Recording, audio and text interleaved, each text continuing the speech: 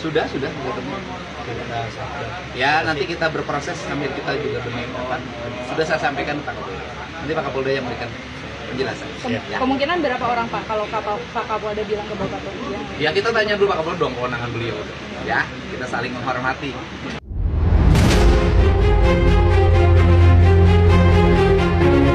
Para pecinta cerita digital, takdir kadang memang suka bercanda. Tanpa disengaja, Kang Deddy Mulyadi atau KDM, Gubernur Jawa Barat, membuka kotak Pandora yang selama ini terkunci rapat.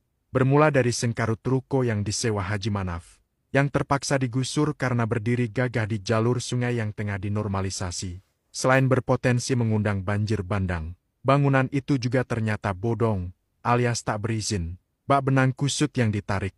Terkuaklah praktik lancung penyewaan lahan negara tanpa restu di Karawang.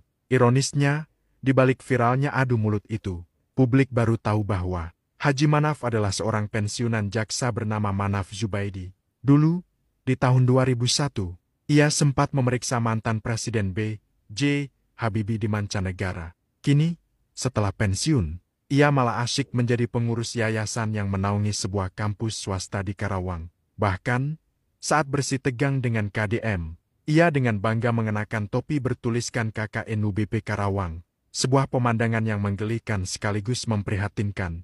Lebih menggelikan lagi, Haji Manaf diduga kuat telah menyewakan ruko-ruko di atas lahan milik PJT kepada pihak lain, 70-90 juta per tahun. Bila dikali 5 tahun, maka 4,5 miliar uang itu telah diraupnya. Sebab bisnis haram, ini telah ia lakoni bertahun-tahun di Karawang, secara jelas telah merugikan negara. Sebaliknya para penyewa ruko yang lugu pun tak sadar telah menjadi korban penipuan. Karena menyewa dari Haji Manaf tanpa tahu bahwa lahan itu sebenarnya bukan miliknya. Aksi Haji Manaf ini jelas-jelas menantang hukum.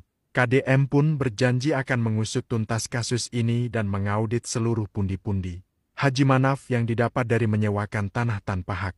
Perbuatan itu jelas merupakan bentuk penguasaan dan pemanfaatan ilegal, yang bisa menjeratnya dengan pasal 2 Undang-Undang Nomor 51 PRP tahun 1960 dan pasal 385 KUHP lama atau pasal 502 Undang-Undang Nomor 1 tahun ke-2023. Ancaman hukumannya pun tak main-main, bisa mencapai 20 tahun kurungan.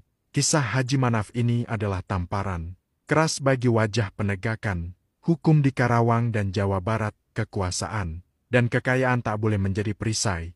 Bagi para pelanggar hukum, keadilan harus ditegakkan tanpa pandang bulu. Integritas dan kejujuran adalah fondasi utama untuk membangun Karawang yang lebih baik, bebas dari banjir dan berbagai praktik kotor yang merugikan rakyat.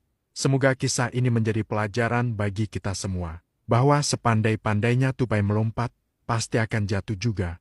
Penulis Rai Wijaya. Ini negara, Pak. Saya juga menjalankan tugas negara. Iya. Saya juga negara. Saya harus dilindungi oleh negara. Saya juga melindungi saya rakyat. warga negara. Mana? Lo lindungi rakyat dari banjir. Nah, saya nggak bisa. Dari kasus Deddy Mulyadi dan Haji Manaf ini kita belajar. Buat teman-teman yang mau nyewa ruko, jangan anggap remeh urusan menyewa tanah atau menyewa bangunan ya. Banyak yang mikir cukup kasih uang, bisa pakai bangunannya. Padahal menyewa tanah dan bangunan itu ya sama halnya seserius kita mau beli properti itu. Yang pertama, kita wajib minta sertifikat. Pemberi sewa itu harus bisa membuktikan bahwa ia adalah pemilik sah dari tanah tersebut. Jadi banyak ya kejadian ya kita nyewa ke anaknya, padahal sertifikat atas nama orang tuanya, ya jelas nggak boleh. Nah dalam kasus Haji Manaf ini, beliau kan cuma penyewa dari PJT, jadi bukan pemilik. Nah disinilah pentingnya pasal 1559 KUH Perdata, yang tegas melarang penyewa itu menyewakan lagi objek sewa tanpa izin yang tertulis dari pemiliknya. Yang kedua, kita wajib cek sertifikat di BPN. Ya ini bukan lebay, tapi wajib. Dari situ kita akan tahu tanah itu masuk kawasan hijau kah, sepadan sungai kah, atau rencana pembebasan jalan. Kalau ternyata begitu, usaha kita bisa kena gusur seperti kasus ini. Yang ketiga, wajib minta IMB atau PBG. Jadi, kalau bangunannya itu nggak punya IMB atau nggak berizin, lebih baik urungkan niat. Karena kalau digusur, ya sudah, uang sewa lenyap, usaha hilang, dan kita nggak bisa protes. Jadi hati-hati ya. Kalah. karena perseteruan saya kemarin dengan mantan seorang aparat penegak hukum kemarin, akhirnya minta maaf, menyadari yang salah, tindakan-tindakannya salah. Akhirnya saya telepon, minta maaf, Pak Didi terus pembongkaran, mendukung, saya minta maaf telah berbuat kesalahan. Kenapa seperti ini terjadi? Karena rame.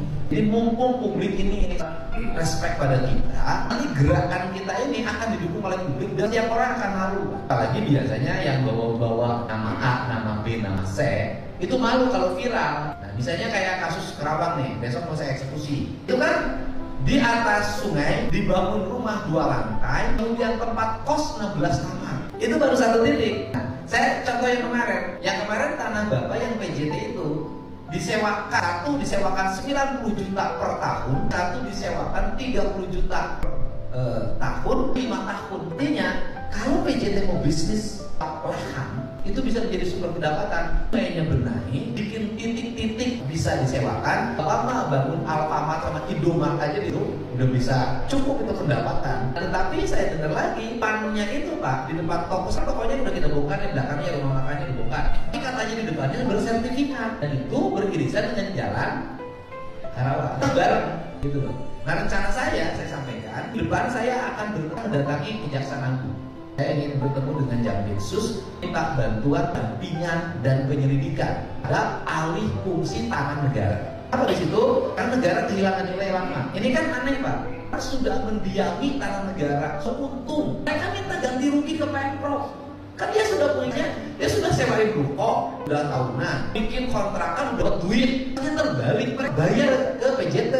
Kenapa? Dia mengkomersialisasikan tanah PJT tanpa membayar. Ini yang mau tidak mau pasti ini bersentuhan dengan senior Bapak. Ya nggak apa-apa Pak, bukan Bapak ini senior. Ini yang harus gitu Pak. Kalau kita nggak pakai serius tanganin oleh APH, hanya rame justru hilang lagi. Saya pengen tuntas ini. Biasanya pekerjaan yang saya tangani itu sampai selesai. Nanti saya fokus selama saya memimpin adalah selama saya memimpin, saya sudah bisa membalikan fungsi sungai sekian ratus kilometer. Dan saya ingin dorong segera disertifikatkan. Nah, karena tanah yang kemarin sama Lurah Wadas itu, dengar kabar itu PJT itu sudah dijual senilai 1,4 miliar.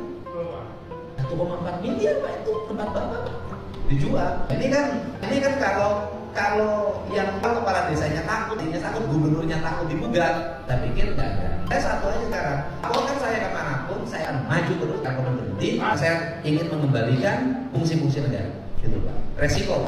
Kenapa saya berani? Saya kan tidak ada beban, orang isi nggak punya, biarin aja. Haji Manap nu kamari ngamuka-muka KDM di Karawangnya gara-gara pembongkaran Bangli. Akhirna menta hampura minta maaf jeung hayang panggih jeung KDM. Aki kamari membeli gagah ki pepe dengkleng, wah popolotot, diajak sasalaman dikepeskeun, dirangkul dikepeskeun oge, teu nyaho ayeuna ti pagawean pengawas yayasan dikaluarkeun, dibuli ku sa-Indonesia. Ayeuna ceurik pun menta hampura matak ki, aduh ulah polontong teuing atuh kita sepuh mah ki. Cing emu atau sepuh, aduh. Si Aki Manap.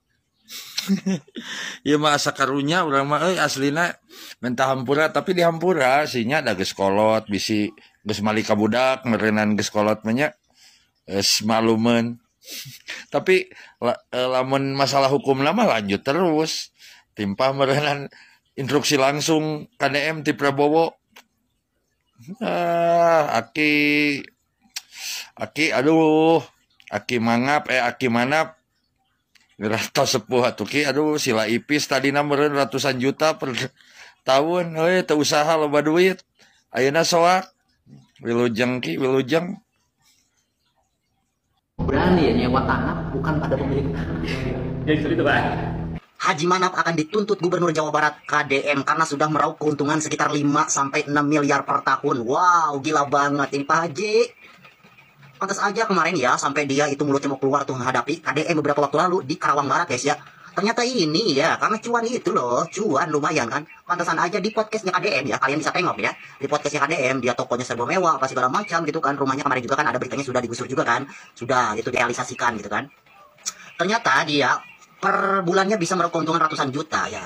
Setelah ditelusuri, menurut berita yang beredar juga di sini, Bapak Haji Manap ini ya, yang banyak cuannya itu, menyewakan tanah PGT itu sekitar sudah 15 tahun katanya guys. Luar biasa. Pantesan aja KDM-nya pengen aja ke situ gitu kan, lokasinya pengen aja ketarik ke situ gitu. Terbongkar ternyata ya.